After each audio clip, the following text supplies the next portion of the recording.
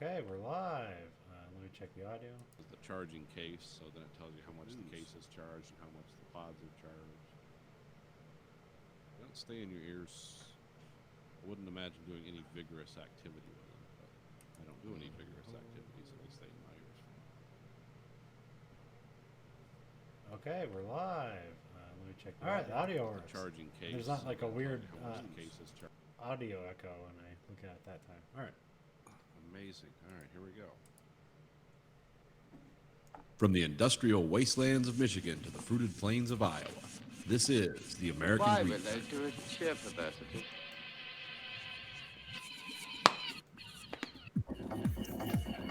You are the dead. Remain exactly where you are. Make no move until you are ordered. We burn them to ashes and then burn the ashes. That's our official motto. Now we can see you. Clasp your hands behind your heads. Stand out in the middle of the room. Stand back to back. Who can explain the fascination of fire? What draws us to it, whether we're young or old? Here comes a candle to light you to bed. Here comes a chopper to chop off your head.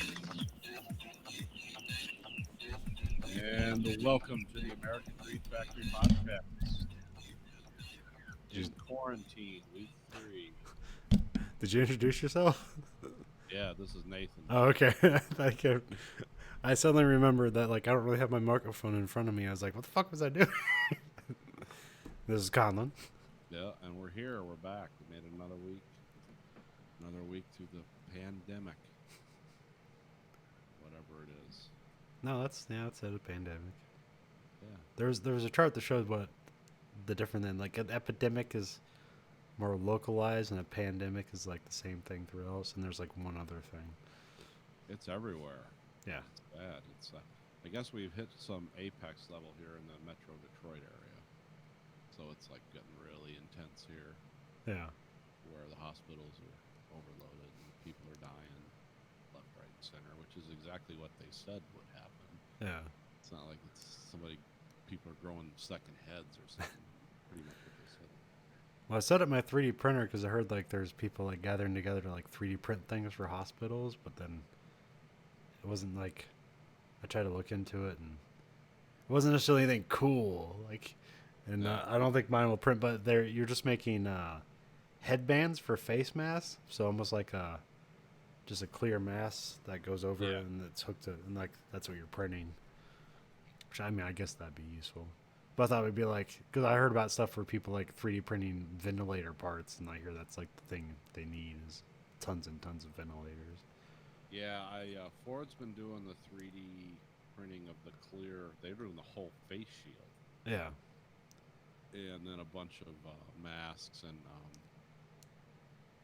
just had a thing came out the other day that they've partnered with 3M, Honeywell Medical Services, and Ford, and they're going to make ventilators out of the motors that Ford uses to pump hot and cold air through the seats of their high-end cars.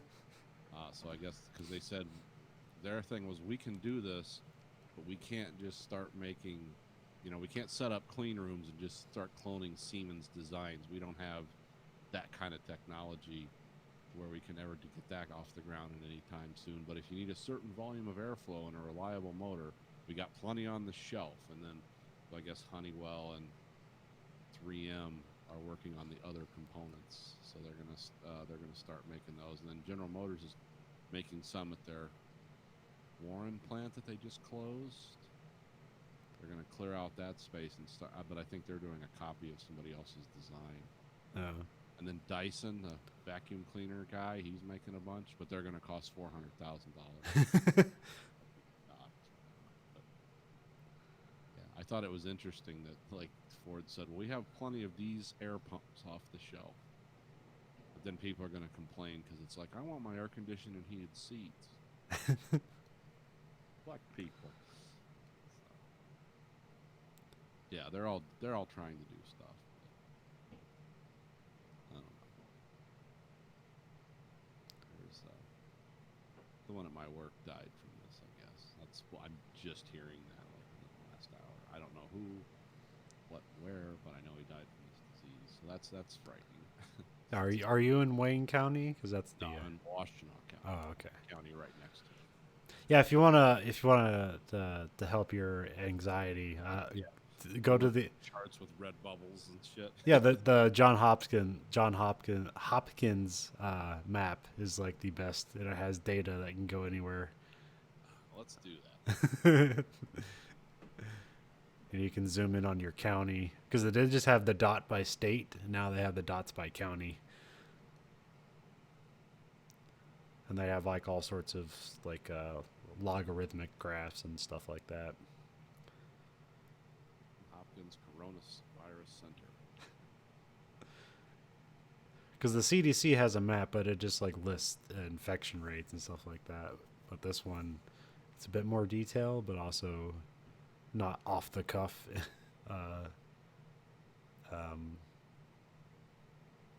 Easy to look at. But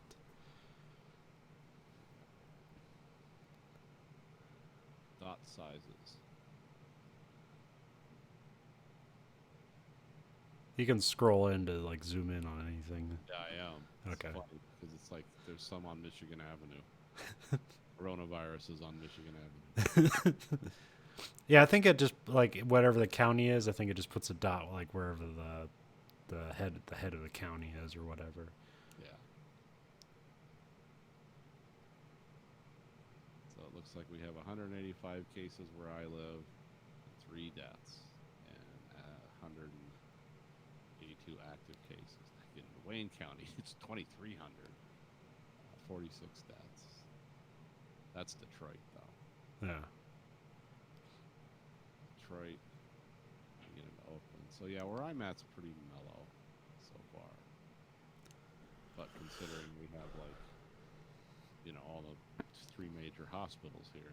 Yeah, but that's like the one like the most counts in Iowa is in Johnson County. But that's where Iowa City is, and they have like one of the world's most renowned hospitals. So they probably have the stuff to test this stuff. So that's probably why they have the highest count. Right.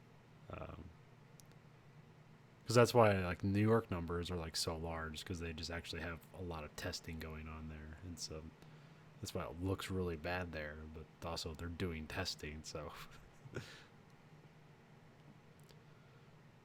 But man, Italy, just saying, that's fucked up.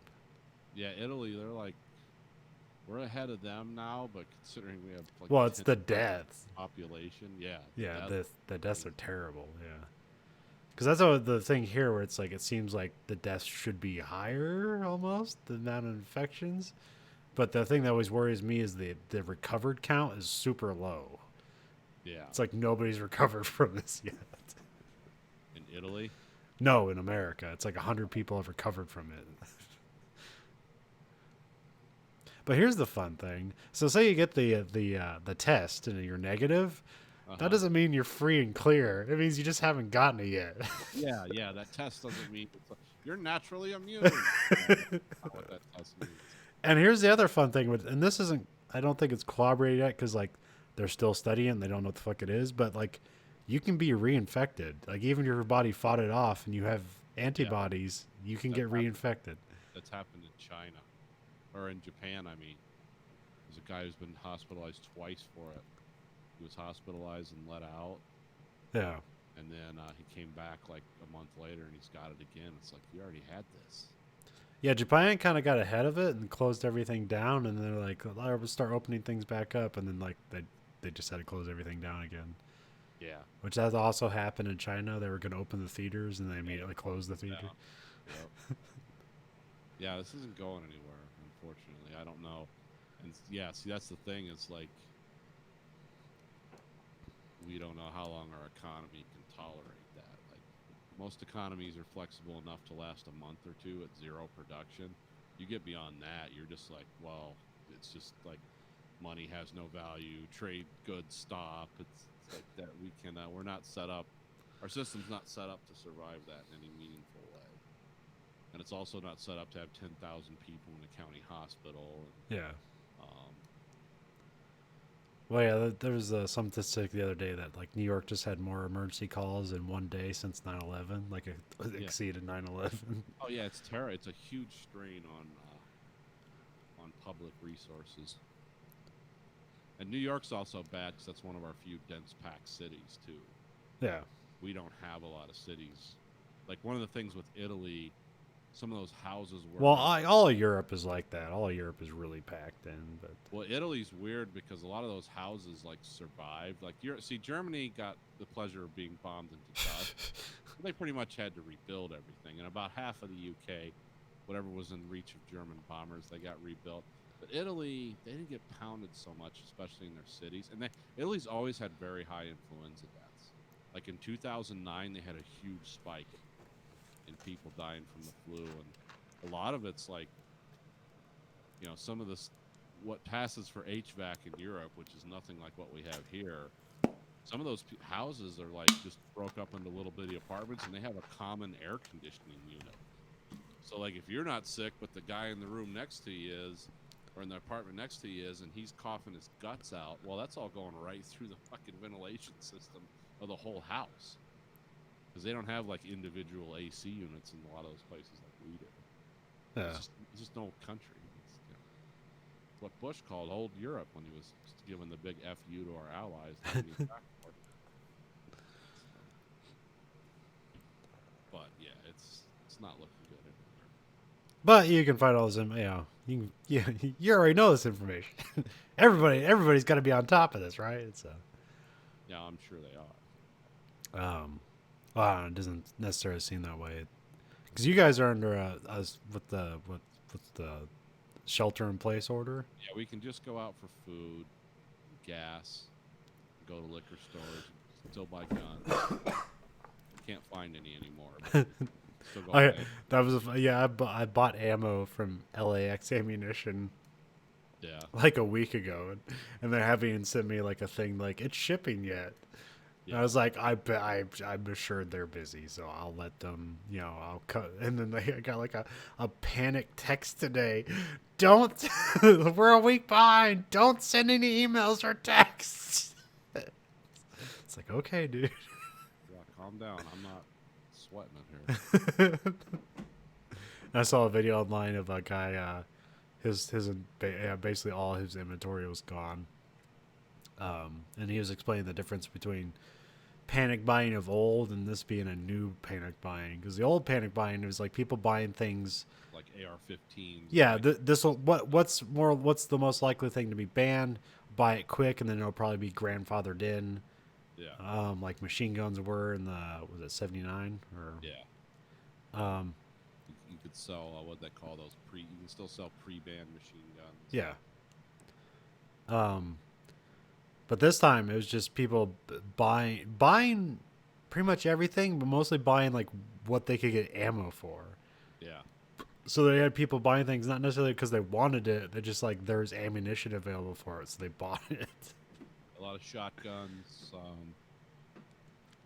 I think the only thing he had left over is like he still had 308, and then there's like some Gucci high-end rifles on the wall.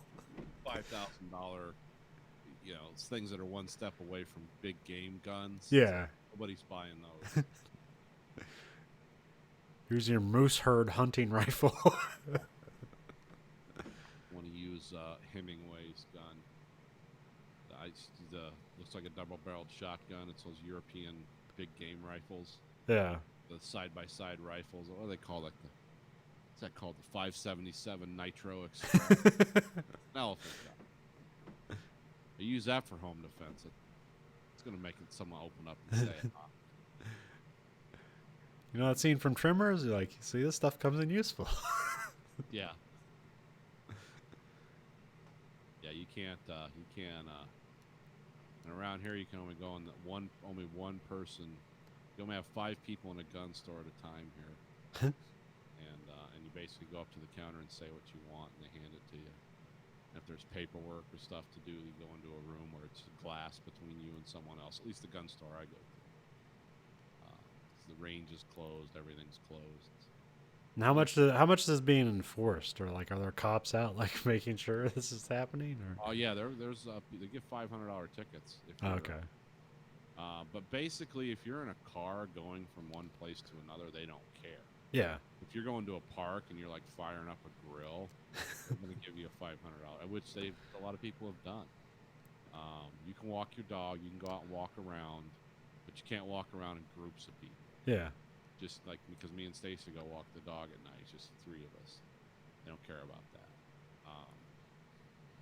Stacy and Grayson have notes. From the or says that they're essential workers. Yeah, we haven't done any shelter. I mean, we just have like the general, close down schools, restaurants, all that stuff. But we don't have a shelter in place order, at least not yet. So, but there's Yeah, still, I mean, everything closes at 8 here. You can go to a restaurant. It's all taken. yeah, we close at 8:30. But yeah, there's still there seems to be too many people at Walmart, and too many people like the whole family's there shopping, or the squad is coming together to shop. It's like, you just need one person in a cart. Take a list. Get your shit. Yeah, Not everybody needs to be there. I'd rather say, if it was up to me, I'd send other people because I really do not want to go out. I'm Yeah. forced to go out because fucking idiots buy everything.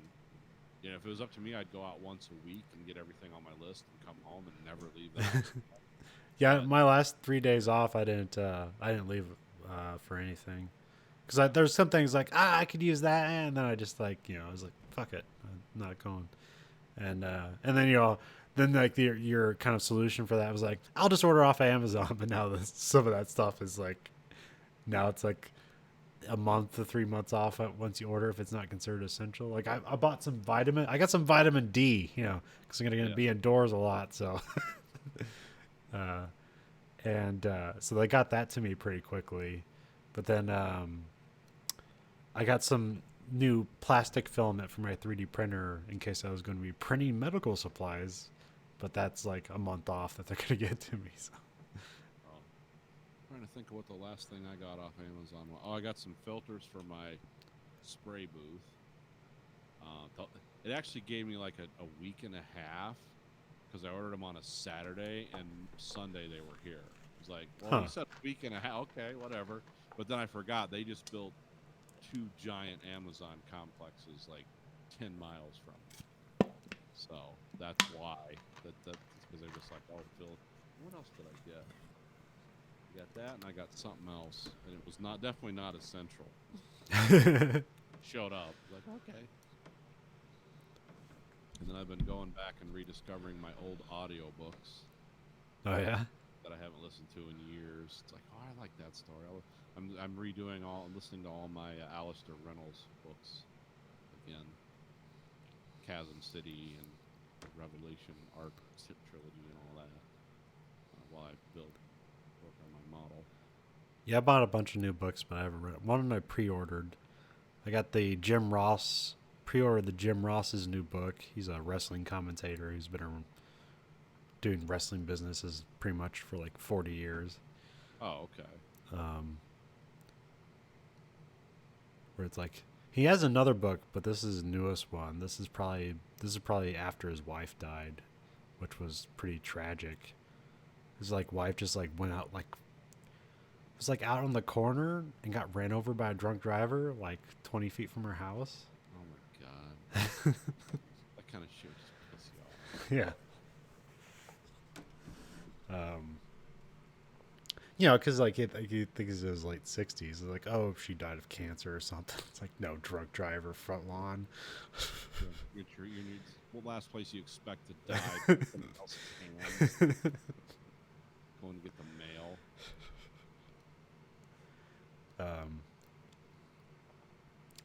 And then I got Matt Taibbi's latest book. I think it's Hate Inc. or something like that. I can't remember, but I really like his stuff. The stuff he talked about on Rogan. Probably, yeah. Yeah, man. I started listening to Rogan, and they start covering stuff, and then he's almost just scaring me. But then I have to remind myself, oh, Joe Rogan has access to a lot of information. He's also creative, so sometimes he's making a lot of leaps of logic because he's a smart guy, but he's not a scientist or a doctor. So. And then he'd tell everyone that. Yeah. By the way, this is totally bro science. Don't listen to me. Because he's like, oh yeah, because he was talking to Bert Kreischer, and It's like, well, you're overweight, so you're at high risk for this, and like, but he like smokes and drink, but I don't. So I was like, well, I'm high weight, and then he's like talking about how like people with with blood type with an A blood type are more susceptible to this. I'm like, motherfucker. Yeah, I kind of tapped out of it. I do not listen to. There are a few podcasts I listen to where I know they're going to be funny, but yeah, there's a reason I went into my science fiction audiobook collection. It's because I just don't want to fucking hear it. Yeah. There's actually people on Facebook I've muted because it's just like I don't want to hear it. I don't want to know. And we're sorry if we're doing it to you now, but you know, it's just the thing on top of our mind. We're just getting it out of the way. Happiness to come. Where we'll talk about how a man murders his entire family pretty soon. Getting to the good stuff. No, it's just interesting in the social interplay Yeah. that goes on with this. Do you feel weird that you're like the only person in the house now and everyone else is out working every day? No, I feel fine with it. Okay. Matter of fact, this could become my new thing. My weird thing about this is like I thought like oh yeah, I was making all these plans like yeah, I'm gonna lose weight, I'm gonna do all these things, like maybe like get back to writing the book, you know, all that stuff you tell yourself, and then I realized like, oh, nothing in my life has changed except for the danger. Yeah. I work the same hours, I have the same days off. Yeah, for me, I'm not working, but I'm doing exactly what I plan to do, which is work on models, which is really the only thing that makes me happy anymore. So it's like, wow, I get an extra dose of this. Not that other things don't make me happy, but you know, I don't. Yeah, it's just like this is perfect for me. This is what as long as I don't catch some deadly disease, I'll be okay. So, but yeah, that's. I'm absolutely fine with that. The rest of the world could just explode.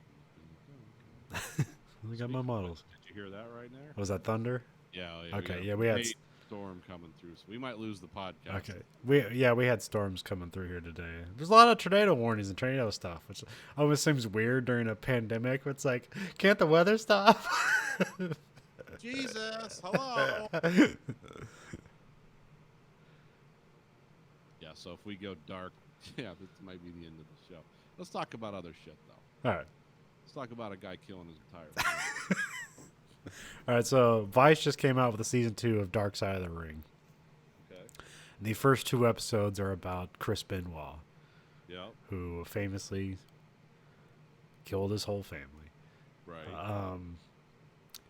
And this is a very, I guess I'd say, well done documentary, because this is probably the fairest shake this guy would ever get, and he probably doesn't deserve it. Really? Yeah. Okay. Because it's interviewing people who knew him and were really good friends with him and are completely taken off guard that he killed his whole family. Yeah. And they tried to remember him positively for the most part. But then eventually you got like, why did you do this? And like, he's unforgivable, but still. And also, so he had a son in a previous marriage. Mm-hmm. So, you know, he didn't kill everybody in his family. So he still has his oldest son is still alive, which I didn't know about, and he looks exactly like his dad. Oh, great. He's not as jacked as Chris Benoit, but he has that same crooked smile. He has the same like kind of sleepy eyes, like those kind of who's that comedian that does like the goat stuff? Oh, yeah. Guy from Saturday Night Live. Yeah. Oh boy. That guy. Tells the best stories. Yeah, I can remember. Yeah. I had this all set up and I immediately forgot it. So yeah, that's the thing. And they interviewed Chris Jericho, who narrates this season of Dark Side of the Ring. So he'll be narrating the other episodes. And Chavo Guerrero, who is he's the nephew of Eddie Guerrero, but they were pretty much relatively the same age, and so they just kind of like grew up as brothers, but like technically he's Eddie Guerrero's nephew. Okay. No deal. Huh? Yeah. And this gets into it like how, because like Eddie Guerrero and Chris Benoit were like really good friends. Like they worked together at New Japan Pro Wrestling, and like they hated each other, and they had like because of that they had really good matches, and then they just kind of like came to like be really good friends. And so when this also like gives a couple shifts and like to try to explain like what happened, but like Eddie Guerrero's death, Chris Benoit did not take it well. Like they show video of him, like they did this tribute, like WWE did a tribute show to Eddie Guerrero, and they showed him talking about it. He's like ugly crying, like he, Just racked, sobbing. yes, he is. It is awful to watch, and like he's like, yeah, that's, but yeah, and they go into like and like his son talks about how his dad was his hero, and then like no, that wasn't him, and then like how they wanted to blame this on steroids first, like this is just roid rage, and because he did like when they did the autopsy, he did have like twice the human production of testosterone in his body. Yeah.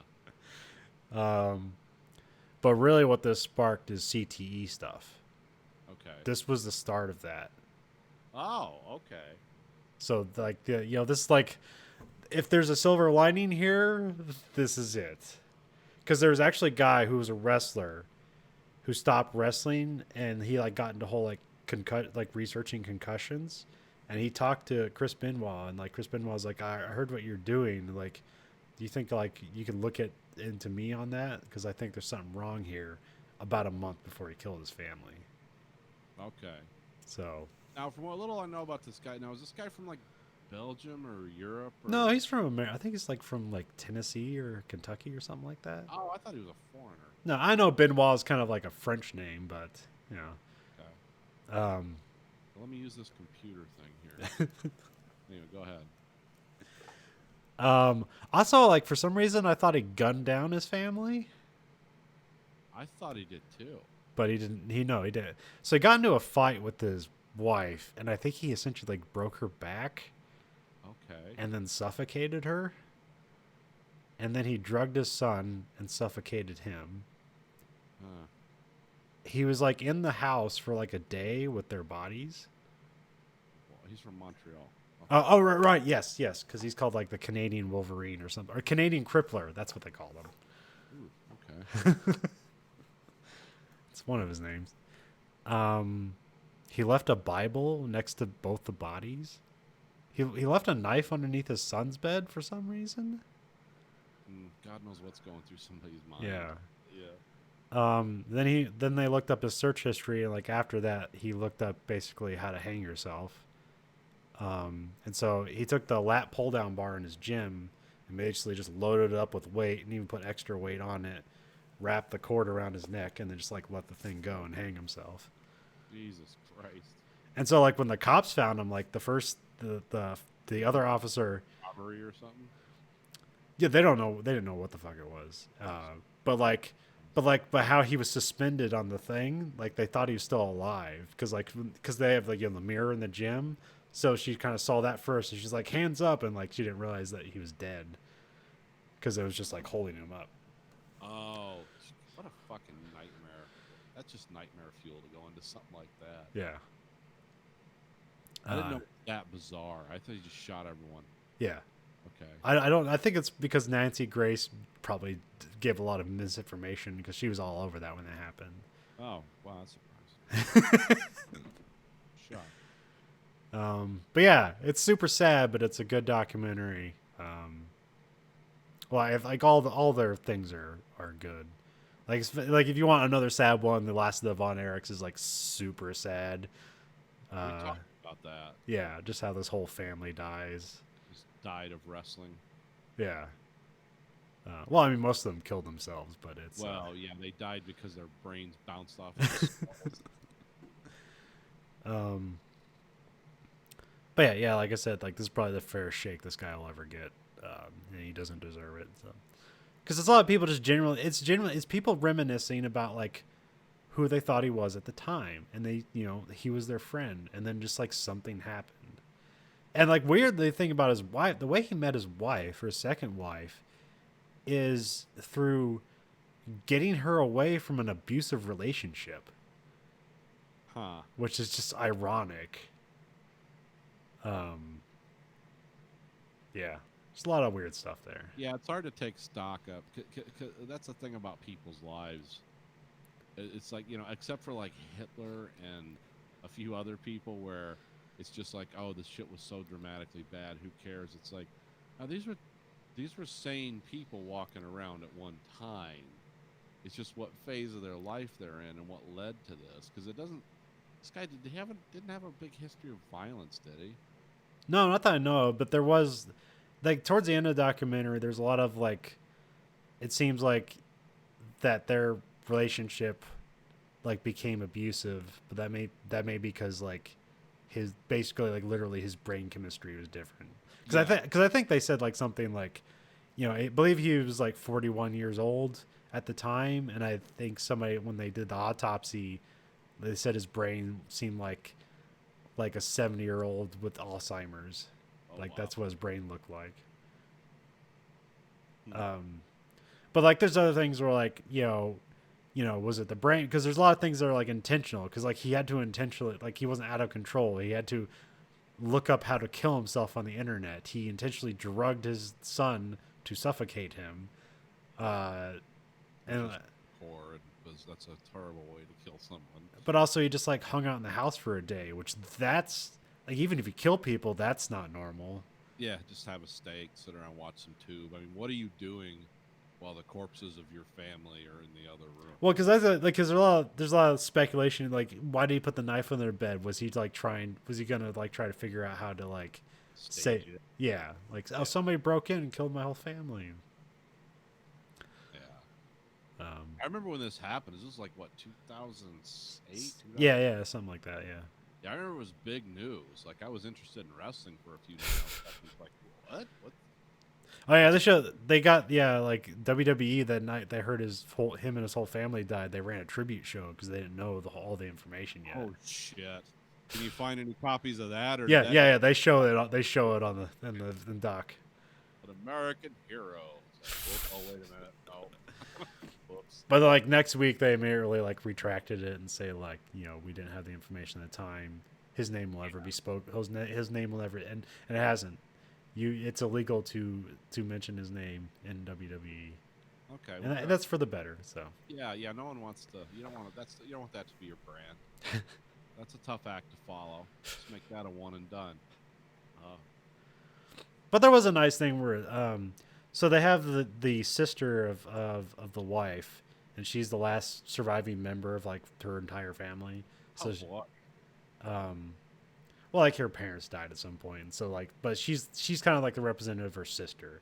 And then you have David Benoit, who's sort of the representative of his father. And then you have the friends.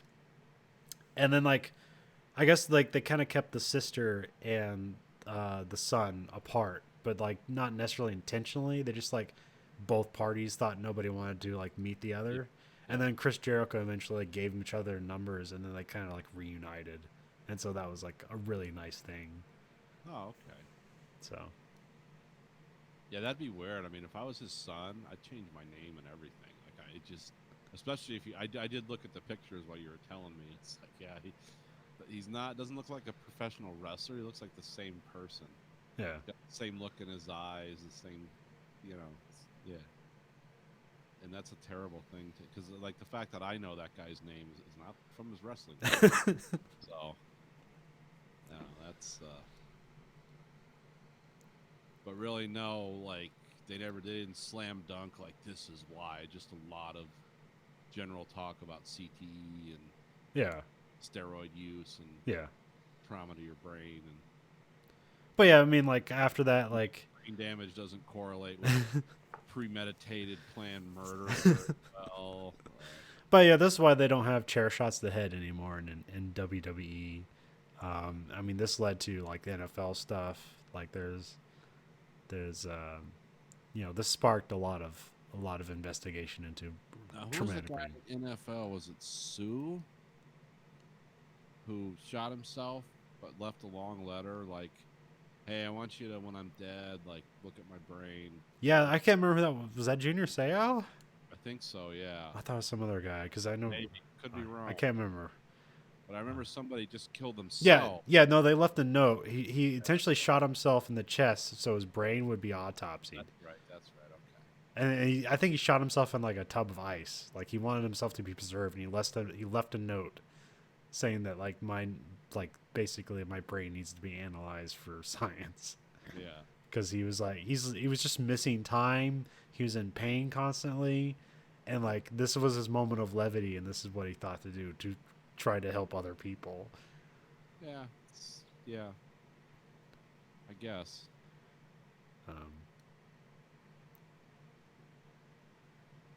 But yeah. So yeah, that's it's on Viceland. You can see it online too. Yeah. What's that? That's where I watch most of my. Okay. Vice. This is the highest rated show they've ever done. Oh, I'm sure. They They do some things really well. Yeah, yeah. I'm not as big a fan of Vice as I used to be, but yeah, they still do a pretty good job. Yeah, yeah, occasionally here and there. Then the next episode is about New Jack, who is a hardcore wrestler in ECW. I think the thing I think it's to be about his career, but I remember the highlight was a thing called Mass Transit, Okay. which was just a guy. So he was wrestling this guy named I think whoever they wanted like didn't show up, and they just needed a body, and like this guy just kind of like lied his way in. He's like, oh, I got trained at this place, and like he was like 6'4", like 350 pounds. It wasn't in shape, but he was just a big imposing guy. Yeah. But he was like fighting New Jack, who fucking take knives to people's heads. So he's got to cut this guy's head open, make him bleed a little bit. But like, he didn't want to do it himself. He wanted New Jack to do it. And New Jack, he gets like actual scalpels, surgical scalpels in his fucking wrestling routine. Oh my god. And like cut this guy's head open. He just bled everywhere. And then they had to bring him to the hospital. And then turns out this guy is 17 years old. Wow. Oops. I mean, it's not as bad as who was the porn actress? Oh, Tracy Lords. Yeah, it's like that's not as bad as that. But it's close. Mutilating minors.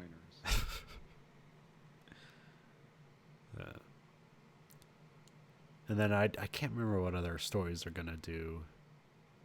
But yeah, the Chris Benoit is pretty much the major one. I know they've been like looking to like make documentaries about that forever, so this is probably the only one that's going to exist. Because I know the David Benoit stopped one before Oh because yeah. they were making it and they stopped it.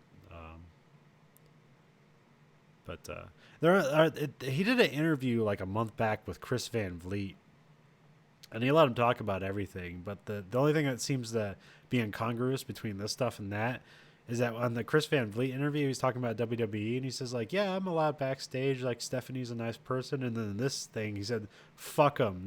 They never lifted a finger for me." So that was a weird right turn. It's like that's different from what you said before. Yeah. Yeah, people get weird. Organizations get weird around their brand too. Yeah. It's like they're not all subhuman, but boy, sometimes it's like, wait, money. Wait, money. Gotta think about this. Also, in the Chris Van Vliet interview, he talked about like he wanted to get into wrestling, like as David Benoit. Like no. it's like no, That's don't, do it. because like Yeah. he has all his father's stuff, like, and he fits in some of his old gear. It's like just don't. Angel of Death. What's gonna be your moniker? Well, I know there's another son. The guy died tragically. David Pillman, something Okay. Pillman, and he died like I think he high on drugs, crashed his car, and died young. Okay. But Brian Pillman, that's his dad's name. But he has like a fascinating. So he used to be like best friends with Stone Cold Steve Austin, Like they used to work for WCW as the Hollywood Blondes back when when Stone Cold had hair, long blonde hair. Wow, that must have been a while back. Yeah. But like they were so at some there's like a brilliant thing about Brian Pillman where he his like contract was almost up, but like he wanted to like build a he told the bookers like, no, like I have this great idea, like we're gonna, because like basically they weren't using him at all, so he like, it's like I have this great idea, it's like I'm gonna be leaving, we should make it a story that I'm leaving WCW, but like to make this work, you're gonna have to actually fire me. So then they actually fired him, and then he sold himself to like WWE and ECW, and just got a bidding war going for himself, and it was like brilliant. He worked every company. As a bit. Yeah. Amazing. Yeah, and then he ended up on ECW at points, but still selling himself, and then he finally ended up at WWE, and then I think like months later died in a car wreck. But now Sadness. yeah, things never end well for wrestlers, but Well, they're sort of out of control. I think this new batch of wrestlers seem to, they don't seem to be alcoholics and drug addicts, so they probably will end well for them. Yeah, I think a lot of that. Yeah, there's a lot of that that's going away. That was a funny thing, like when they're interviewing Chris Jericho, and they said after Eddie Guerrero died, he's like, yeah, he couldn't do cocaine anymore. like how much cocaine were you doing? And I don't associate cocaine with Chris Jericho, but I guess I should have. Yeah. You got to pull back. Yeah, because that was kind of like the two phases of how this changed things. Like when Eddie Guerrero died, they tested like more strictly at WWE, because basically it was just kind of like a hand wave. It's like, yeah, we do testing, and like, obviously they didn't. You could get anything you wanted. But then Eddie died, and really he just died of like heart failure. It wasn't like testosterone related, but people just assumed it was. Yeah. But then when Chris Benoit died, or murdered his family and died, then like everything changed. Like you couldn't do anything. Yeah. It was like real drug testing. Yeah, they got pretty serious about that once you start damaging your brand. And wrestling was back this week again, but this time AEW, they couldn't they could only have like 10 people at a time. So this time they didn't have like a crowd of wrestlers. They couldn't even do that, so it kind of made it. And they got all their talent that's like JR, because he's above 60. Like they basically told him to stay home, which is smart. But yeah, it wasn't as cool as it was last week, and now it seems weird because now it seems like just doing this seems irresponsible now. Yeah. That's like kind of the weird undertone. It's like, well, I want to see wrestling, but also this is all weird.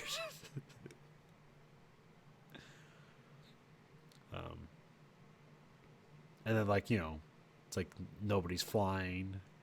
So, Yeah. so like they could only get talent that were like close by, that either lived in Florida, or like some people drove from Atlanta. So they didn't have all the talent at their disposal. I think like people from Atlanta, Texas, and Florida like drove in.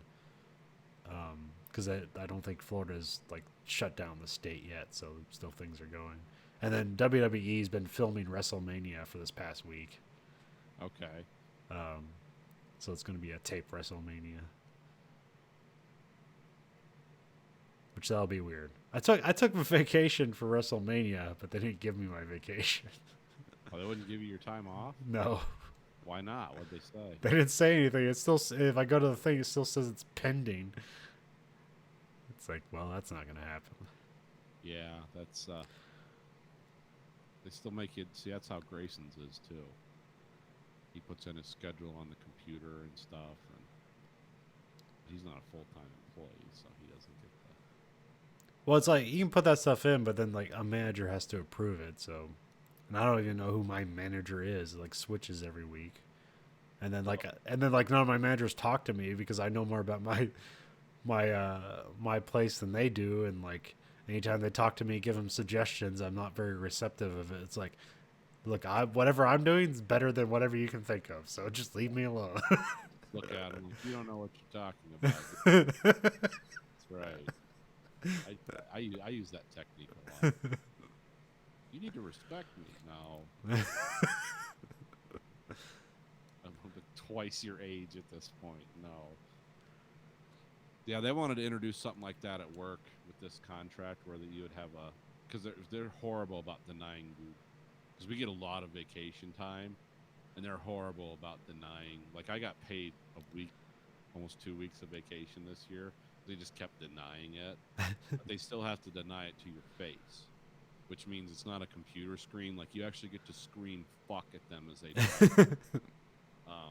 Doesn't change anything, but you get the satisfaction of, like, just completely eviscerating somebody's manhood. Oh, well, the schedule says, yeah, fuck the schedule. You know why the schedule says that? Because you don't hire enough people, and half the people you have here are off on some kind of bogus medical shit that you don't say anything about, by the way. But yeah, that got nixed. It's like, nope, you still get to scream fuck in your boss's face, which is good. Well, there's high priority dates, and like those dates, like you pretty much can't get off. But it's like very few. It's like basically just holidays and stuff. Yeah. But like we're supposed to have inventory like sometime this month or next month, which I don't know how that's gonna go, because whenever we do inventory, we don't have shipments coming in, because you have to count everything in the store. It's like, well, I doubt we're gonna do that. But see what happens. Count. Well, we should have did the inventory last week, so everything would be at 0. It's like, we're good. Let's go.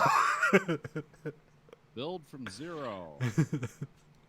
No, our high acuity days are like right before, because we don't deal with the public. It's a manufacturing facility. It's like right before holidays and stuff, or you know, like my first day is Monday, my last day is Thursday. So you can like never get a Monday or Thursday off, like to make your weekend like a 4 or 5 day weekend. But you can always get Tuesday and Wednesday in the middle of the week. Like, well, who the fuck wants that off? It's like, I'm gonna take a day off work. And, Yeah, man. Well, yeah. See, 10-hour shifts too, so it's weird. well, see, like when I take my 4 days off, because I have kind of a set schedule. Essentially, it's like on the other end of 3 days off. So if I take 4 days off, I essentially get 10 days off.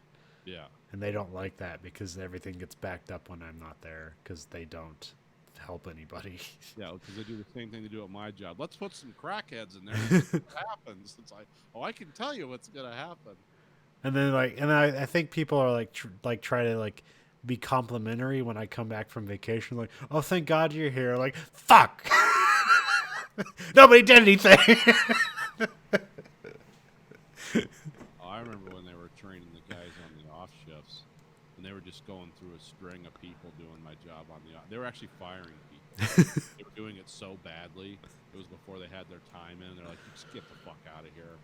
So it got to the point the boss would roll up on his cart, and I'd be like, Picard, you know, I'd be like, damage report.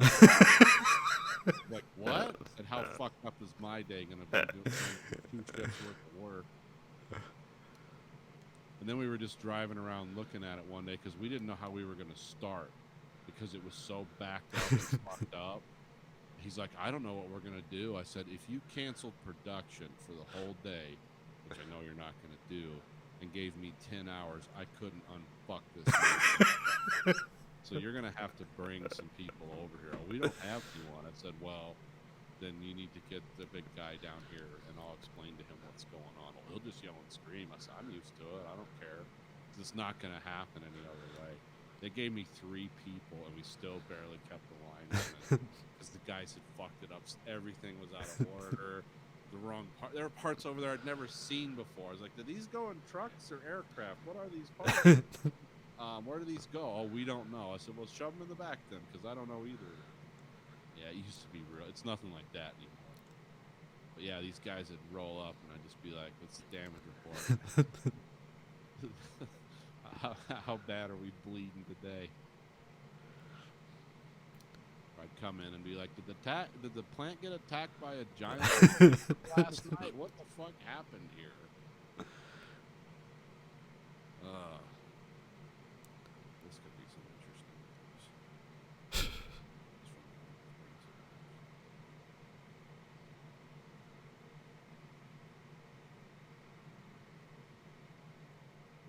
changing how we're doing our unemployment, though, of course.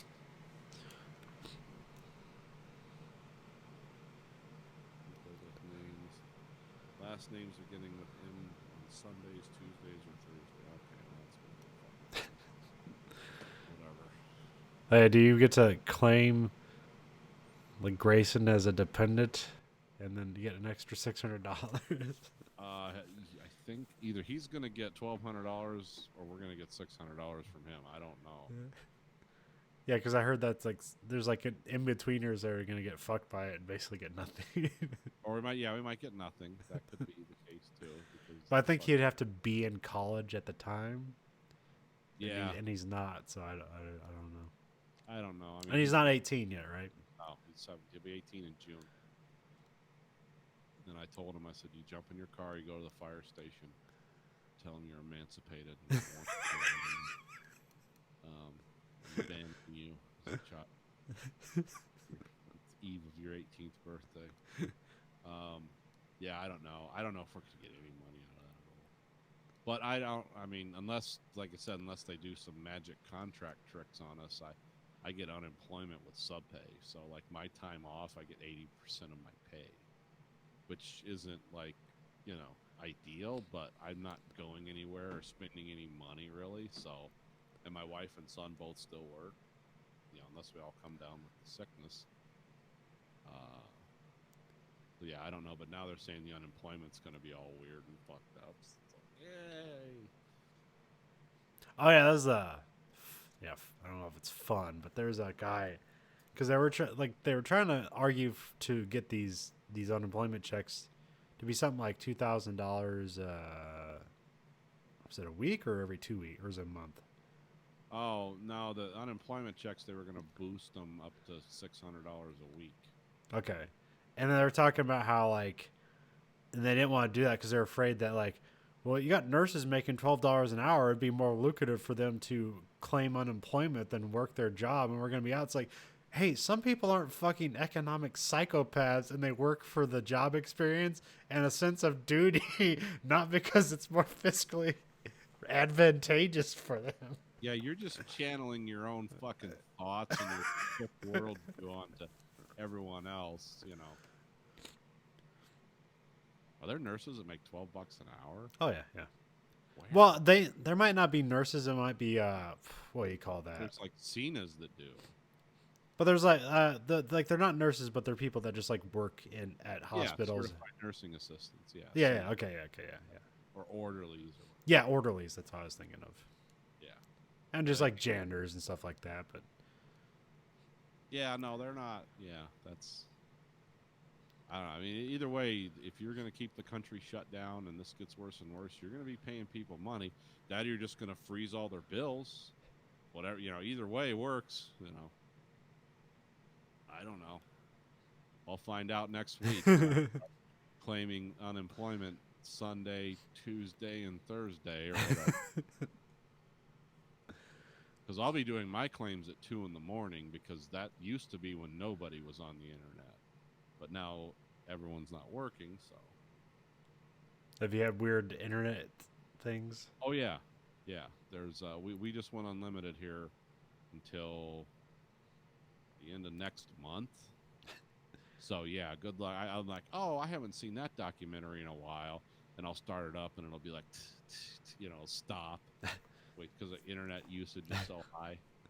The other weird things I had is like it's like embeds for YouTube videos weren't working. Yeah. So yeah. you click it and it's like it's not working, but you'd have to. But if you click the thing to go to Redraw. actually YouTube, you Yeah. had to actually go to YouTube and it'd work, but you couldn't Oh. play it from the page it's embedded on. Right. I think that's fixed now, but it was weird.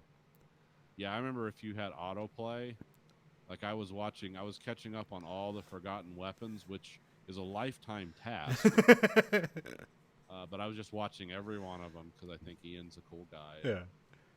Which one immediately pops to your mind of like that was your most fascinating one? Oh, I mean, some of those like those. Sometimes I like it when he doesn't shoot the guns because they're too valuable. He just talks about Yeah. some of these safari guns that were, you know, like 560 caliber last ditch safari pistol that you use if the lion was charging you, and you'd have to hold on to this cannon and fire, and it was made in the 1860s. Like, wow, okay, that's crazy. I like his love of like some guns he loves, like a lot of those sub guns, like the Czechoslovakian Scorpion, the early one. That he like, because what is he, an engineer or machinist by trade or something like I think, that? or a manager or something. Like, he talked about it one time before, where it's like it used to be like he used to work as like kind of a liaison for a machining company where he'd like talk to high end Okay. buyers. But he has a way of describing, like when he was talking about this delay blowback system and actually explaining it to you and showing you this goes here and that goes there and that retards the timing and it makes the gun more controllable. The way he puts it together shows how it moves and explains it to you. It's like, oh, that's like good teaching the layman's, because I would, you told me what a delayed blowback system was, it's like, okay, in concept I know what they're trying to do, but he'll actually show you the monkey motion on the gun. And he also just seems to have a love for, like, look at the finish on that. That's that's some great, like, you know, milling they did there. And, but yeah, I like all his stuff. It's just, it's because he kind of feels about guns the same way I do. It's like, I'm not a fanatic. I just like cool stuff. Yeah, he doesn't make it political. No. I don't have to deal with that bullshit. I mean, I get, it's like the other guy, like the old school teacher, like Hickok 45. Sometimes that strays into politics. I'm like, come back, Hickok. I don't care. It's like, I know there's a rabid audience that just wants to hear you say these things, but stop. Yeah, I just want to see a guy shoot guns and laugh and kind of miss things and be like, whoa, that'll kick you in the ass. And I've discovered, I've developed an appreciation, though, for, like, I really want to try more full auto. I've done some. I haven't done much because it's too expensive. I don't have access to full auto. I can, you know, rent them like anyone else can, but that's expensive. And it's kind of in a controlled environment where I just like, I want to be in the woods plinking with like a Thompson, you know, or something, just because I don't want some range safety cocksucker like, don't make eye contact with me. It's like, what, dude? Taking this a little too far. Okay. But yeah, that's I mean, yeah, I just like the really obscure stuff that he talks about. Like I always like the stuff he covers where it's like the weird like South African ones where like they're in between like different like tweener calibers and well, it's stuff like where they like what was it? They were like just like banned from like receiving different weapons from different countries, and they just had to like make their own stuff. yeah, basically black market guns. Yeah. Yeah, I like when he was talking about the Vietnamese clone of a 1911. Like the North Vietnamese tried to clone them terribly. It's like, but you can see what they were thinking here. It's just, there's just some really bad metallurgy and stuff. It's like, this would just blow up in your hand. And that was an interesting one. I think one of the latest ones he did was the USMC 1911. Oh yeah, Where it was like just the MARSOC and Special Forces guys had it, but like they still had 1911s. They never changed over. no. Of course, now they have Glock 17s, just all tricked out. Maybe, yeah. Instead of the SIG, which you could do the same thing with, but oh well. Yeah, I don't see that. There's not. Those But I mean, those Special Forces things, like you just get whatever you want, whatever you need. You don't have to like yeah, go through like an appropriations committee. It's like, no, we're going to give this weapon to all of you. It's like, no, we just need 10 of them for our guys that we have millions of dollars of training in. I mean, the Special Forces, remember, used the Desert Eagle as an aircraft breaching. They thought the Desert Eagle 50 AE was like going to be the gun for getting hostage situations on aircraft. You know, it was like there's a whole world of that. It never happened because the gun was too unwieldy. But yeah, there's always interesting aircraft versions of guns. yeah, There's like a revolver that's made out of aluminum. That was kind of interesting. The Air Force made. yeah, It works, but you have to put like a really like it can only use a certain type of ammo. You can't just put anything in it. Yeah, it's like 38 like low recoil, low Yeah. charge. Or the different kinds of things for like stocks and stuff for to make it more collapsible for paratroopers and stuff like that. That stuff's all interesting. Yeah, I think the one he really liked is like the only one that lived up to the hype was like the Fallschirmjäger. Like it was the German paratrooper's gun where the clip came in from the side, which was weird for the magazine actually. Yeah.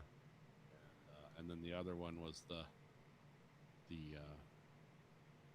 what was it?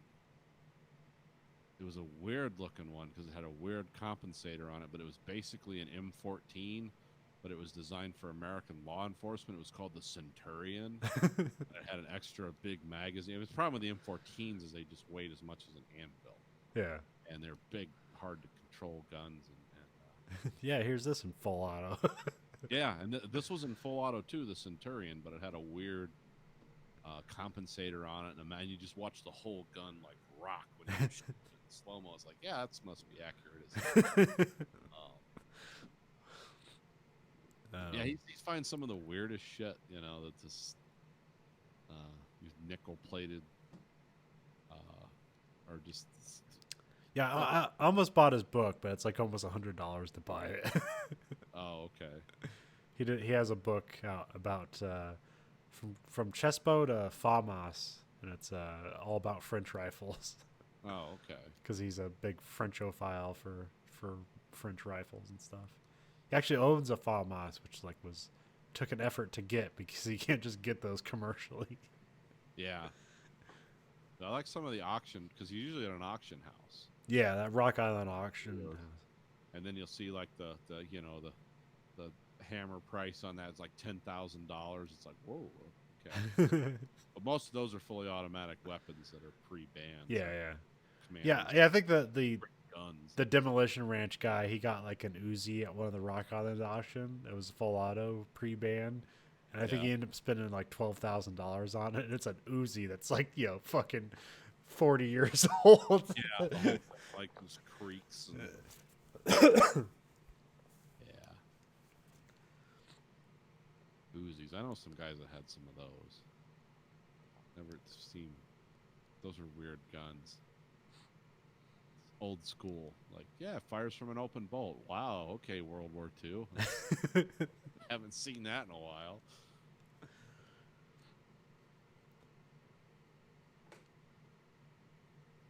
But yeah, I've been watching a lot of that. Watching Demolition Ranch.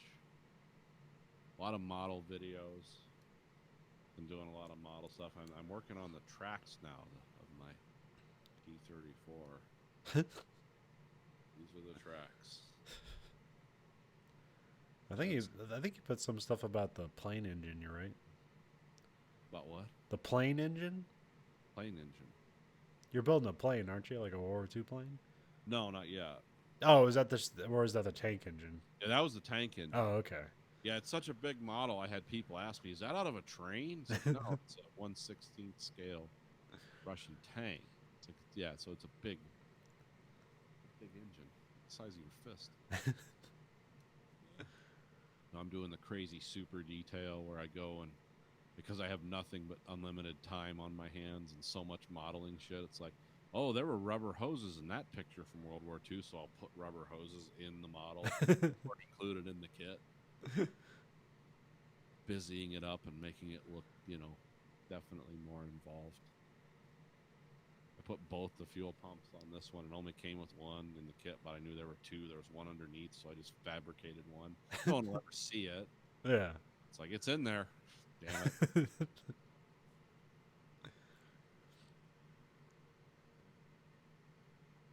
I was talking to my friend Matt, and he's been watching tank restorer guys on YouTube or one of the learning channels or something. The guys that actually restore old tanks. Yeah.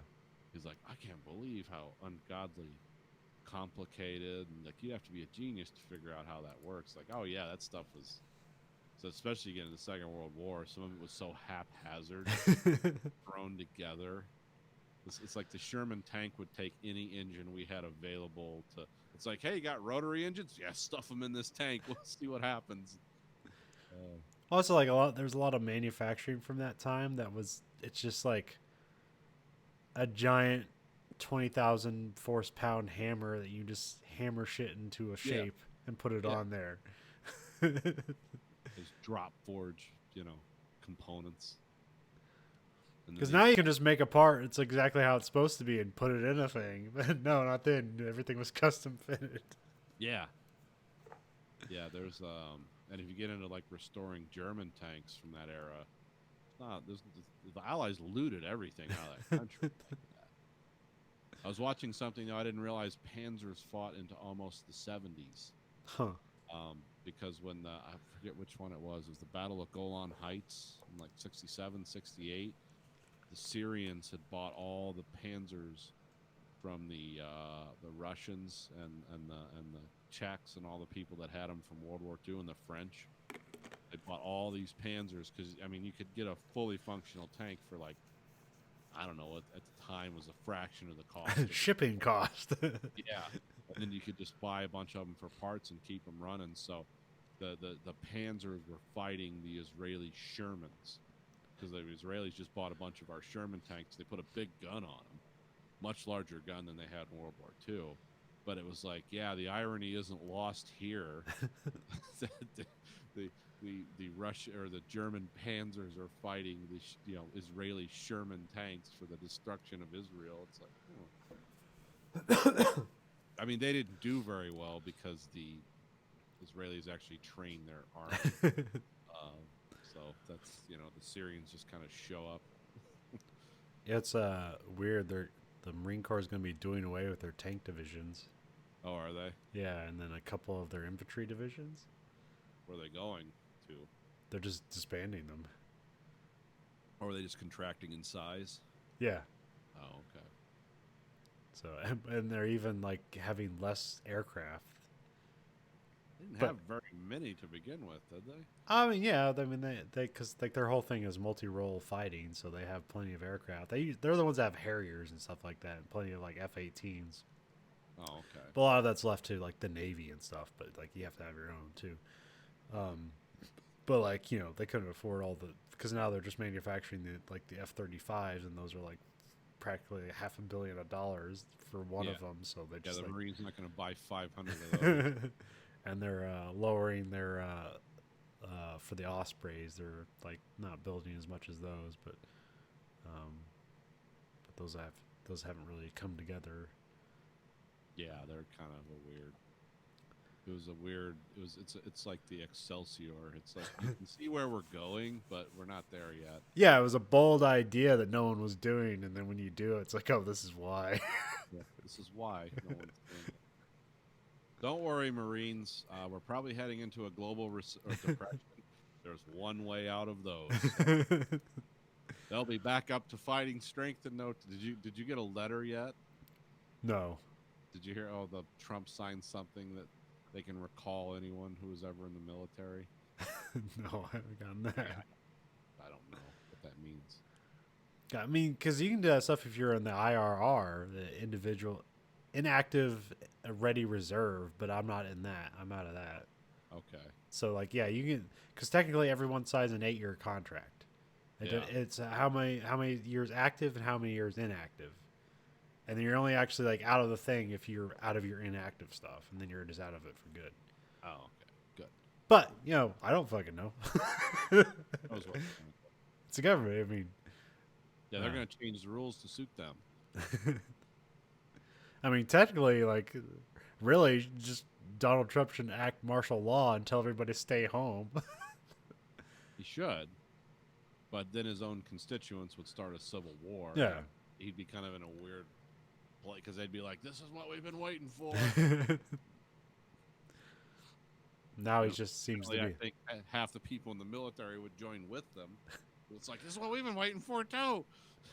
Well, I like all the there's like a bunch of weird posts about people like laughing about like how the National Guard is going to like control you, and it's just all these posts about like how you're gonna fuck with the National Guard because you're a Marine or former Oh, military. It's like, oh yeah, National Guard's gonna come around my house and like they don't know that I know that no Humvee has keys in it. You just jump in them and press the start button. Yeah. Yeah. Why would you not do that? Lose keys. Yeah. Yeah. All vehicles in the military are push button. Yeah, because you're supposed to have people watching them. Yeah.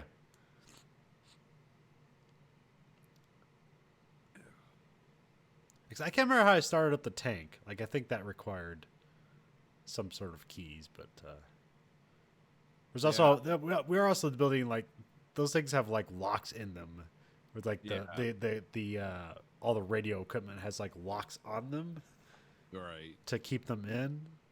So I like people how the lock-picking lawyer has all the military locks on his YouTube channel. Hi, I'm the lock-picking lawyer. Today we're going to defeat high security locks in under 2 minutes. But remember, only I can do this because it would take an amateur like 6 hours to figure this out. And his partner, Bosnian Bill. Let's shoot him with a 50 cal. Yeah, that works too. That'll destroy a lock.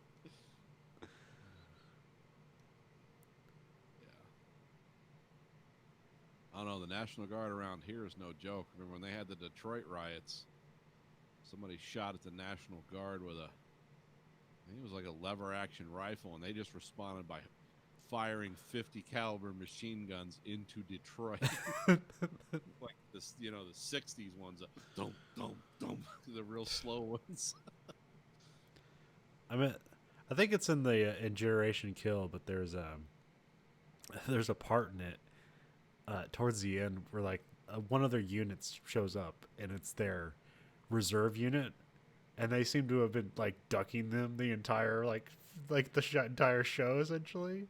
It's like, we don't want to be near our reserve unit. Well, it's weird to have a reserve unit for like Force Recon. Because that means those guys went through like hell to then go home to a normal job for most of the time. It's essentially special forces. Yeah. But there's a moment where like they get into a fire. Well, like they just got shot at during the night once, and which happened all the time. The amazing thing about Generation Kill is like nobody in that book dies, which is fascinating. Yeah. It's like guys in open top Humvees on the front lines, and none of them dies. And they have a reporter with them in the lead car. It didn't happen in World War II. But yeah, they get shot at and then they respawn. I can't remember what it's called, but it's basically when you just unload everything you have because like you might die if you don't. Oh, okay. So they just unload everything they had. Like they're firing grenade launchers, empty. Yeah. And they're just laughing at them. It's like, oh, Jesus Christ. Yeah, some guy firing a 30-cent round out of a hunting rifle with bent sights, and you just spent 100,000, and you didn't even hit the guy.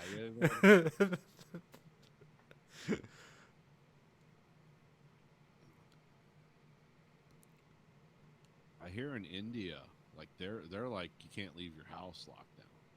Yeah. Like they actually have their police out there, but they bring food to your door every day. Oh, okay. So, because I guess India leads the world in prepackaged meals. I did not know this. Huh. But they have a strong industry over there.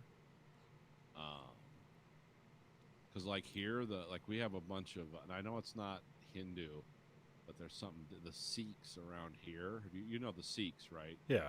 Guys with the huge, like, cool-looking head wraps.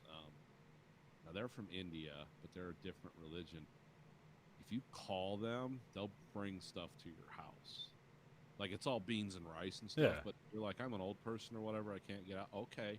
And these dudes with these cool head wraps and knives show up and give you a bunch of food.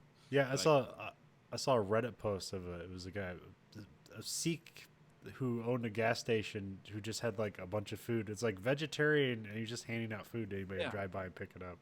Yeah, it's like that, because that's what they tell you. It's like, you're not going to get like lamb stew or something. We don't eat meat. But if you're old and you need help, well, there'll be a dude there in a car. And around here, it'll probably be like a really nice Mercedes, because those guys own all kinds of businesses. But they'll just show up to your house and bring you like 3 days worth of food that they cook at their temple. Like it's round the clock. You can just go in there and like, here, have this, which I thought was pretty cool because I don't know much about those guys. No. I mean, I just know there's a lot of them around here, and it's like, oh, okay, that's cool. I know they have those cool jeweled knives. Like that's a religious thing for them. Those knives. Yeah. Because they carry them to school here, which is like, huh? Okay, all right. But there's never been an incident with a Sikh knife, so yeah, if you get desperate here, I guess then drive through the swarms of National Guardsmen. We heard our governor specifically has been a target of Trump's ire, right? Yeah. Yes, because what did he? Witless or something? Some shitty, his Trump's nickname schemes. Yeah. Mayor Witless, Governor Witless, or that woman, or he calls her that woman from Michigan. He doesn't even call her the governor of Michigan. And I saw that, and I'm like, oh, I'm so glad this guy's our president. This is wonderful. Well, also, like, he was mad because he wanted governors to be appreciative of what he's doing. Yeah. Thanks for doing your fucking job. That's weird. Well, he's not even doing his job. He just wants to be, like, applauded for having a position of responsibility during a trying time. I will say nothing good about Trump. I will say, like, they're at least showing up to, like, meetings with reporters. Like, it's not this shit where they have, like, the presidential seal behind him and they try to put, like, some ferns up in the background, but it's in some bunker. Like, they're not doing that yet. So at least they are showing up in public. But I like how, like, this guy... Who's that little Italian guy that's, like, I don't know what he does. He's an epidemiologist. Oh, Bunchy? Yeah. Yeah, I like how he has to, like, two-step around Trump. Because when Trump's saying, like, everything's open for Easter, and he's like, you got to be optimistic. But the reality is, like, all the people around him that actually know what the fuck they're talking about, they have to do this weird derailing motion of, like, well, that's the president. Like, we're all supposed to understand, yeah, this guy's a fucking idiot. This is what's really going on. But they have to do it in such a way where he feels good. Like, that's scary, that's really frightening. I don't like that. I just want someone to be fact-driven.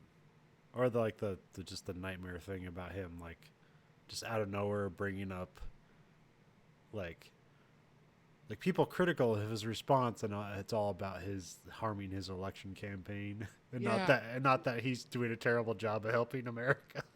Yeah, this has nothing to do with fucking potential millions of deaths, complete disruption to every global economic trade, and even just diplomatic relationship we have. Like this, we don't know where this is going. We're still in the opening scenes of the movie right now, and this guy's like talking deep state and conspiracy. It's like, oh, come on, really? Is it this bad? Yes, it is. Whatever. I don't want to get too political. Westworld. It's kind of annoying. Yeah, Westworld season 3, episode 2. Episode 2. This is a Bernard episode. Which is this left a lot of revelations that made me realize, like, did I watch season 2? What did somebody say about this? This is the most exhausting season of a show ever, because you like got to stop and get on your computer every 10 minutes. Like, ooh, okay, what does this mean? And well, the one thing that threw me off was the head security guard who ended up being a host. Yeah. Like, did that happen in season 2? I don't remember that at all.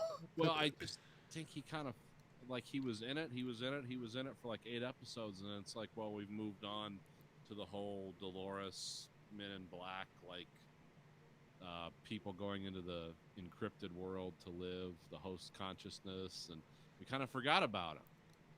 And then we found out, oh, he's a botched suicide in Ford's basement. Okay, I guess. I mean, this is what I remember. I'm sure you know. That was probably like, because the stuff. What's the lady that's in the simulation? Oh, Maeve. Yeah, Maeve. Like, that stuff was like pretty confusing. I don't know like how well that worked. Like, it seemed kind of cool. Like, it's War World. Nazi world. But yeah. But like the Bernard and that dude stuff, that stuff was interesting because like, okay, this is reality at least. Yeah. Well, I'm wondering if they're gonna hook Maeve up with like whatever that AI ball is. Like, I'm wondering if like she's gonna like meet up with that somehow. Who knows? Well, I think in one of the previews, it's basically like they're gonna put Maeve and Dolores on the warpath. Like, they're gonna get Maeve to fight Dolores because Yeah. reasons. Well, because everyone hates Dolores, Yeah. and except Jesse from Breaking Bad. Seems, in fact, well, initially we don't know. We don't know what his story. Maybe he's a host. Fuck, who knows? Maybe it's a world of hosts. It's a world of hosts. But yeah, this is a pretty confusing episode, but I'm still interested. Yeah, I mean, still watch it. I mean, I've never tapped out on Westworld, and I it's still one of the better shows I've ever seen. But sometimes it's like, really? Are we doing this too? Can we just have one thing? It's got that Lost syndrome, where it's got to like keep introducing, keep changing, keep tweaking, keep adding, and it's like, didn't you guys learn that was the big success and the big failure at the same time? It's like you can't wrap it up soundly if you just keep throwing shit in. Oh yeah, I think is it Alex Kurtzman? Is that one of the Lost guys? I think so, yeah. I can't. I think it's one of the Lost guys that have a new show that you might be interested in, called Devs. Okay. It's on FX. It has a DEVS. And I only watched like half of one episode. I was at work, but it's like, it's fucking wild because essentially it's like, what if Stanley Kubrick made a show about the near future, about like Apple in the near future Okay. and like quantum technology. Like it has that kind of just a weirdness to it, and it's like, and it has Nick Offerman as like the head tech guy. Oh, okay. There was like previews I read about it. It seemed like it was going to be about game development, but like it like the show is like has like it's very just it's weird. It's very slow and methodic and like very visually engaging. It's on Hulu. I might have to. Oh, is it on Hulu? I thought it was on FX. No, it says Hulu. Huh, okay. I might start a Hulu free trial. Be here. We can get you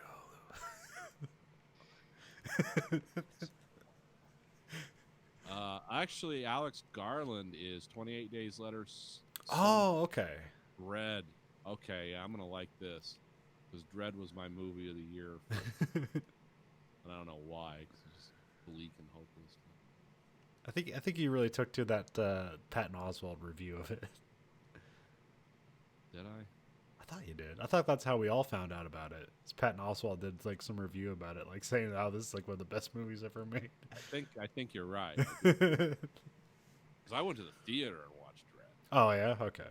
I was an early adopter. I was in training when it happened, and then like I was at the schoolhouse. It came out on DVD, and that's when I got it, and I showed it to everybody at the schoolhouse, and they're like, "That movie was awesome. Where the fuck did this come from?" It's like, I don't know. We've been in training.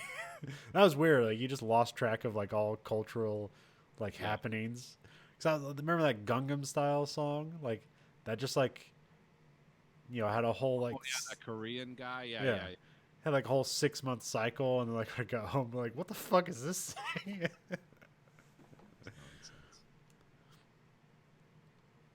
And then like, you know, we had like the week off in between boot camp and MCT, and so get out of boot camp for 10 days. Here's all this weird shit, Gangnam Style. Get back to MCT. Everybody's doing Gangnam Style because, you know, they were out of the loop for 3 months, and now they're just adopting these new cultural things. That's fucking weird. Yeah, I don't. Probably not as out of touch culturally as you were in boot camp, but I'm pretty much.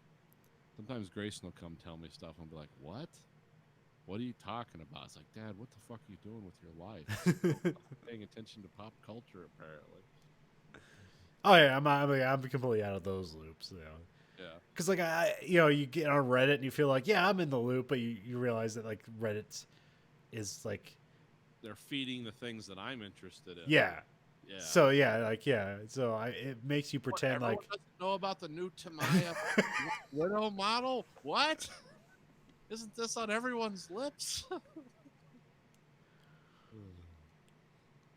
yeah, and then like but you find out like oh no, like all the kids are on TikTok and that's where they get all their information and Instagram and all that stuff. Yeah, I haven't done a TikTok video yet of me like putting parts on a model. Never seemed to be the thing. Which TikTok is just Vine essentially, but Yeah, it was supposed to be something where you pantomime songs, and then it just turned into like just weird videos of people.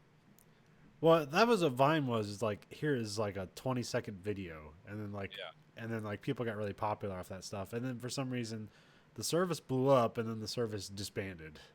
It's like there's no commercial viability, so we're going, and then TikTok just kind of like brought that back. I remember liking there's a I think it's called like 3-second videos or 8-second videos, but yeah, those are always fun. I haven't checked it out in a while. I remember the Patton Oswalt one where it's just like Patton Oswalt saying like crab, walking, and another guy saying high stepping or something like that, and then he ends up just kicking Patton Oswalt in the balls. And that's it. It's like 8 seconds. Or I miss Puddin'. Puddin' was. I should go back and just do a Puddin' I remember binge watching. Yeah. It's Eddie Pepitone and Matt Oswalt, Patton Oswalt's brother, right. who never said anything, but he wrote the jokes. But like Eddie Pepitone is just so great, just being a vile character for 30 seconds. Okay, I just got a video my son made while we were taking a nap. He was running around the house in a Russian hat with my AR-15 saying he's ready to fight for the mother. Oh, that's terrific. I thought it didn't look like it was in the right place. That's responsible gun ownership there. I don't think there's any bullets in it, though. I don't know. I'm going to pull the trigger and find out. Best way to check. Yeah, best way to check. Look down the barrel, pull the trigger. Just make sure to rack it first. Yeah, just to make sure. Yeah. Make sure the action's ready to go. Don't close that dust cover. Leave that wide open. Oh yeah, I saw an AK video. Grand Thumb, another YouTube. Oh yeah, those guys. Which he doesn't usually get politics, but then he always talks about ATF. It's like all these stupid laws, but I hate when he's like, I wish you people. I was just talking to the audience, like I wish you people could get fully automatic weapons. Like I don't. I absolutely don't want anybody to have fully automatic weapons. I wish for like me and maybe a handful of others to have them, but not like generally available. No. First of all, it's horribly expensive. Yeah. Well, I mean, that was like in the Marine Corps, you're not even trained to shoot fully automatic. So it's like because you get better groupings by single, and then it's actually more lethal, but but it's not as loud or as intimidating. So They're satisfying. yeah. Of course, now all the Marines just have fully automatic AR-15s because they got those new. Well, they're not new. I think they're called like IARs. They're basically M16s, but they're HK's piston-driven M16s. Oh yeah, the piston-driven ones. And they're all fully automatic now. And they all have new pistols. Yeah, the Marine Corps got a bunch of new stuff. Yeah, It's because they changed up their squad tactics. And they have a guy with like a weird grenade launcher that has like 40 different types of grenades. And then you got a drone guy. nice. But these are just articles I read. I've never seen any of this They stuff. have heavy weapons guy with a multi-barreled Vulcan cannon. Well, no, they just all have fully automatic M16s, but I think one guy has like a bigger barrel on it, so he's like supposed to be like the fully automatic guy, like all the time. Like, well, that was the problem with things like these IARs don't have like they just have the 30-round mags. Yeah. They don't have like a 100-round mag. Because I think they wanted to adopt like one of those what do you call them? Those drum mags. Yeah, But the they're problem with drum, they're not reliable enough. Yeah, it always seems cool. It's like I put 100 rounds in this. Like, yeah, you have to fucking do They do rack tack and rack. Was that rack tap? tap rack bang. Yeah, they do that like 50 times on the way. Oh, yeah, I guess I'm just not using the right ammo. Yeah, sure. I have heard what did they? Because I have like the Scandinavians made a reliable version of that, and I forget which country it was. Maybe it was Finland or Norway. But the thing was, you just had to like soak them in oil. Like the only way was that they were so slick they had no choice but to feed. But then after you go through that drum, it's like, well, time to completely dismantle the gun and clean it because it's red hot and soaked in oil.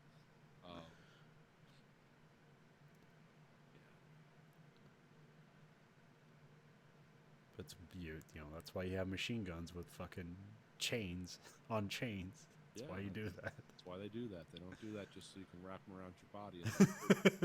Oh! Those are heavy. Yeah.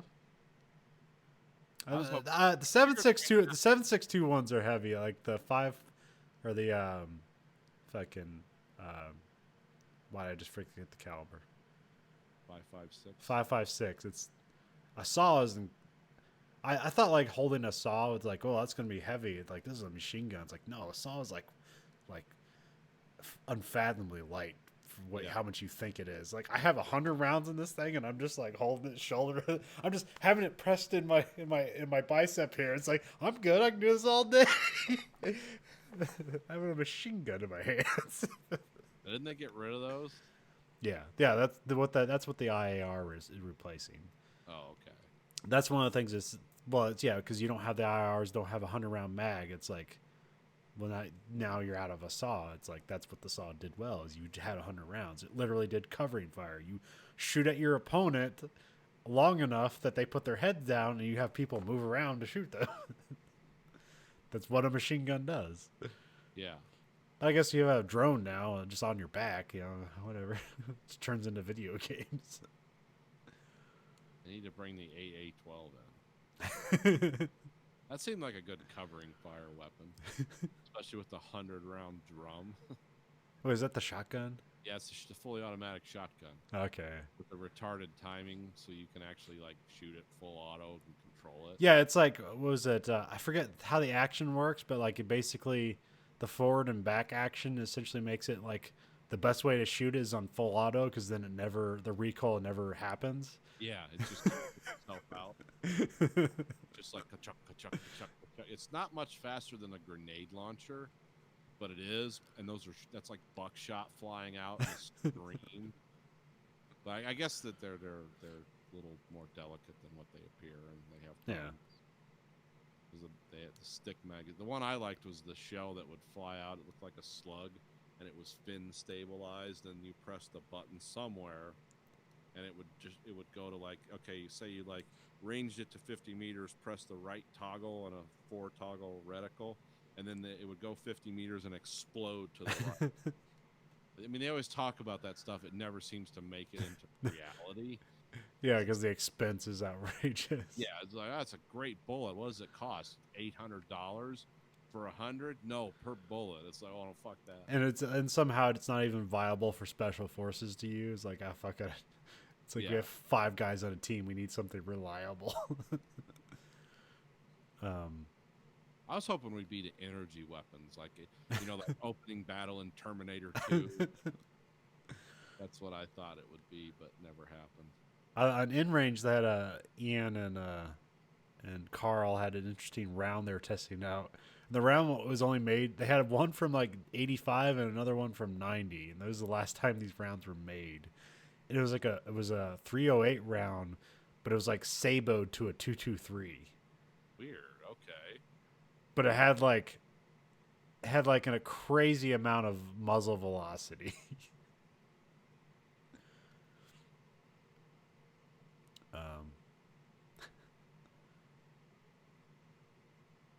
I guess Nathan still has his headphones on. I'm not sure. Oh, I'm sorry. Someone came to the door. Okay. But it was supposed to be an armor-piercing round, but the round didn't. It pierced like one plate of armor, so it wasn't. It didn't. Yeah. But the rounds were like literally 30 years old, so they didn't. But it seemed like maybe this is why they didn't adopt it. But it had a crazy amount of muzzle velocity, like it was like 5,000, whatever pounds or whatever. Yeah, they were trying to make it like a tank Sabo. Yeah.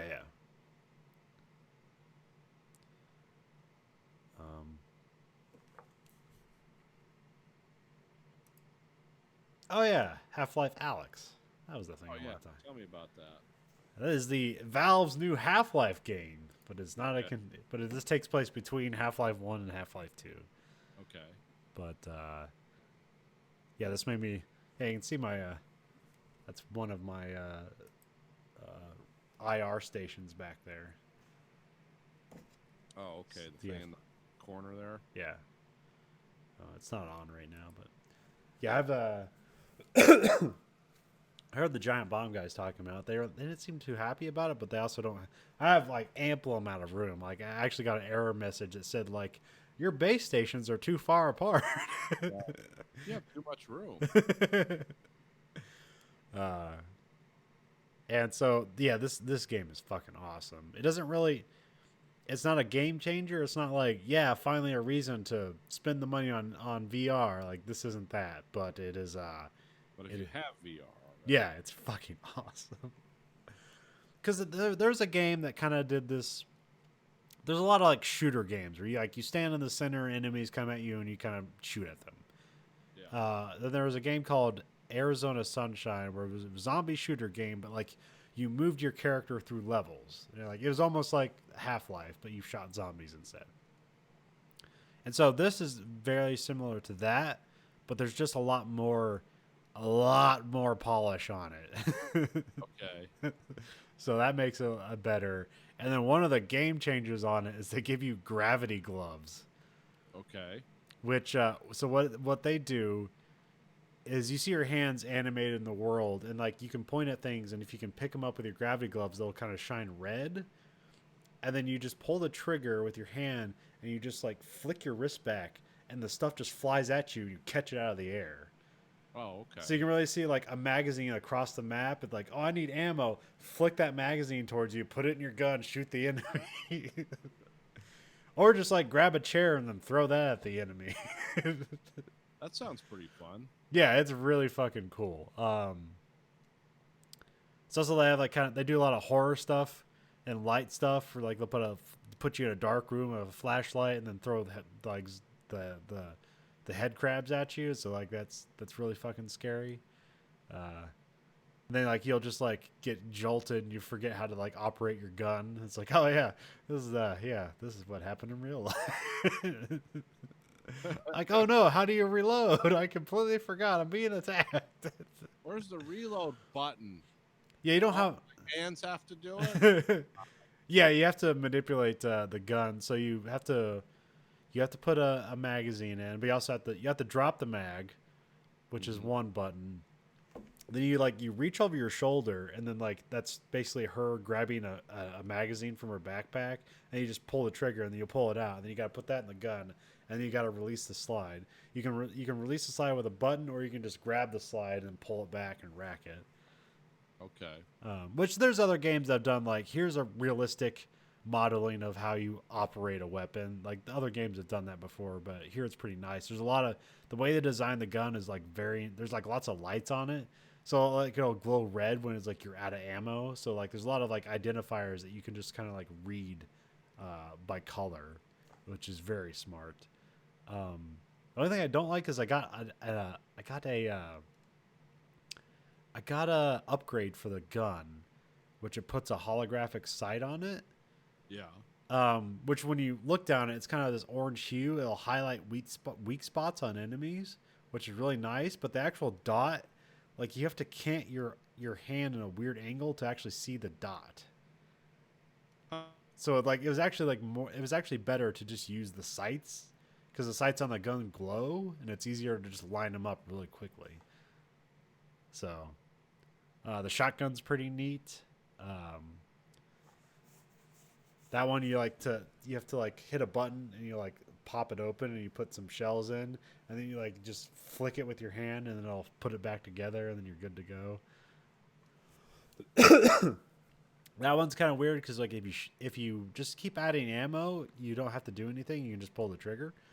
I mean, you still have to crack it open to put ammo in, but if you shoot it empty, then you have to load it with ammo, and then there's like sort of a charging handle that you have to pull on it. So I will sometimes forget that when I'm fighting enemies. Like, oh, I shot my shotgun enemy, so now I have to use the charging handle. The shotgun charging handle. There's really interesting, like, it has like a weird red dot on it, where it's basically just like it's not a red dot, it's like a spinning red circle. Huh. So it'll just give you the general area of what the shotgun's going to affect. So it's like a shotgun cone. Yeah. Okay. So that's pretty cool. Yeah, there's a lot of cool things. I haven't finished it yet, but a lot of stuff with the world that's really interesting. Because it just looks like Half-Life 2, but just like maybe more detailed, or just maybe because of the scale of things, it looks better. Because they do scale like incredibly. Well, I mean, that's one of the great things about VR, just with scaling. Like, you know, this is how tall this thing is because how far away from you it is. But like, you remember those Striders, those giant like three, like Yeah. like one of those, like you'll walk near it and like it's just a little foot is it's just like climbing around these buildings and its foot's just like slams next to you, and like you're just like looking up and like, Jesus fucking Christ, because that scale was never communicated in the game because it couldn't be, but now in VR, yeah, that thing is fucking huge. It's just got great sound design, great music. That it pops up sparingly, but it does. Like, there'll be those moments where like you're fighting the Combine and it's kind of has a kind of rocking music that just comes in suddenly. Well, that's cool. Yeah, and there's a lot of like there's a lot of uncomfortable stuff with the Combine technology.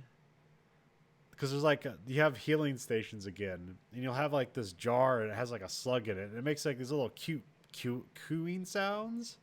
Okay. And then like, but you use it to get health back, and you put it into the health station, and then what it does, it just like squeezes the thing until it just turns into liquid, and then injects it into your hand to heal you. It's like, oh, I just killed this thing to get some health back. It was like a kitten that I had to brush and inject into my body. Yeah. Or sometimes you'll open up these control stations, and you'll see like inside of it, and there's like the stuff inside, and it's like, oh, this is just like some organism or animal.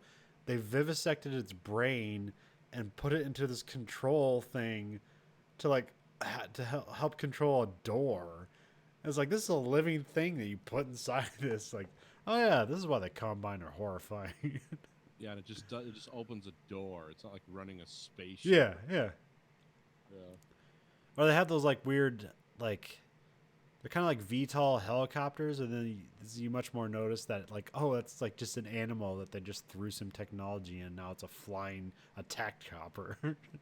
Yeah, Combine technology was always weird and gross. I hear it's Slugs, right? yeah. Yeah. So yeah, it's a really cool game. So All right, Half-Life Alex, check it out if you have VR. If not, go out and buy all the VR equipment you can afford with your government stimulus. I think that Windows mixed reality goggles you can get somewhat cheaply, but yeah, that shit's expensive. Yeah. I just have the old Vive, HTC Vive, because Valve came out with their own one. Even though the Vive was kind of like their exclusive one, they came out with their own produced one. Yeah. Called the Valve Index. But, you know, that's like $1,800, and I already have VR, so I'm good. Yeah. I don't have computers capable of running it.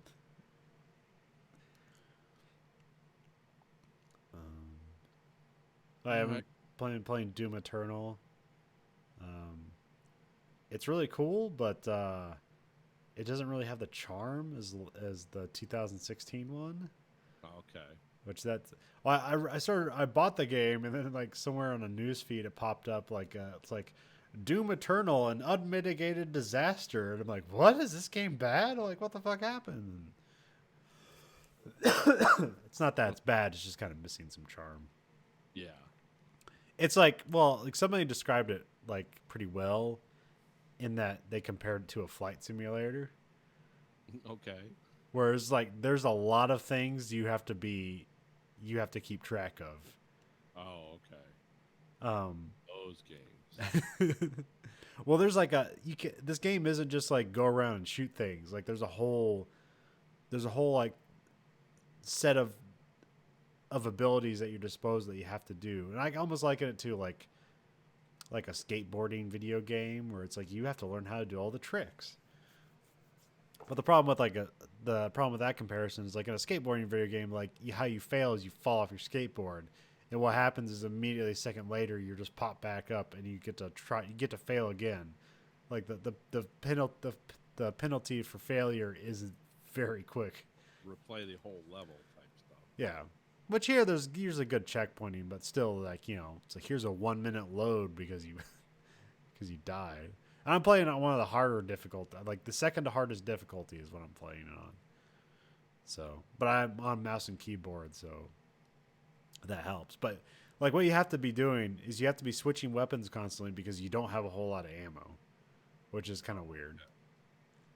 Enemies have weak points that if you don't shoot them off of, they'll fuck you up. So like when enemies will have like cannons and stuff on their bodies and you got to shoot the cannon off to like make them less effective. You have a grenade, which I always forget how to use. You have a chainsaw, which gives you ammo. So if you run out of ammo, you got to remember to like chainsaw people.